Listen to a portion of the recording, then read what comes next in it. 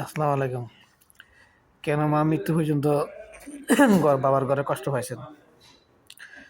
এখন সফুল্লা ভাইকে আমরা যখন বিদেশে যায়,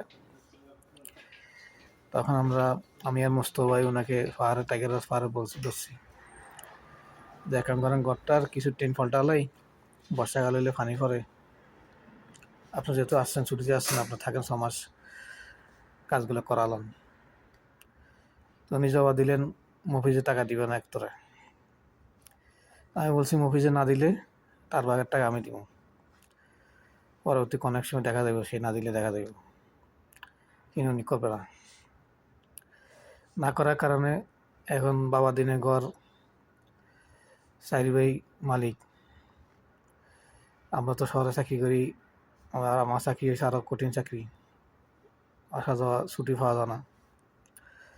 শেষ পর্যন্ত একা তা সম্ভব না, কাজটা হলো না। মৃত্যু পর্যন্ত মা কিন্তু ঘরের মধ্যে কষ্ট পাইছেন। বর্ষাকালে পানি পড়তো, কোথায় এখান দিয়ে বালতি, ওইখান দিয়ে বাড়ি, এটা সেটা, ভাবি সব তারা খুব কষ্ট করতো, কিন্তু ভাই ঠিক করে নেই। মা মারা গেছে 2006 সালে।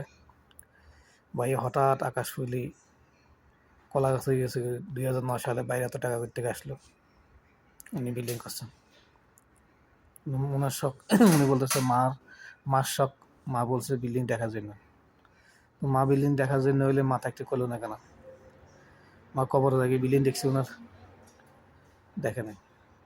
মৃত্যুকালে মাকে যে কষ্টটা দিয়েছে ভাইয়ে, ওনার দ্বারা যে কষ্টটা পাইছে, সেগুলি এখন ইতিহাসে বলে যাচ্ছি। কারণ আপনার জানার দরকার। আমার কাছে অর্থ জমা নাই, কিন্তু কথা জমা ছিল, যে কথাগুলি আমি কাউকে কখনো বলতাম না। আমি উপলব্ধি করছি, আমি চেষ্টা করছি।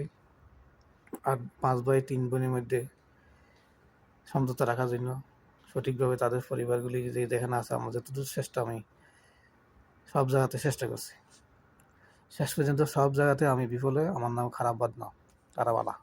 কারণ তাদের দম লম্বা দাঁড়িয়ে আছে, মাথা টুপি পরে, পাঞ্জাবি পরে, সবাই তারা ভালো।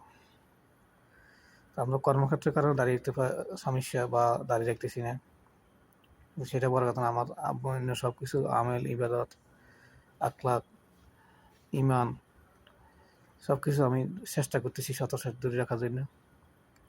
তো উনি কতটুকু সততা দূরে রাখছেন, উনি আমার মায়ের কবর শেষ পর্যন্ত নিয়ে গেলেন, বাবার কবরও আগে নিয়ে গেলেন।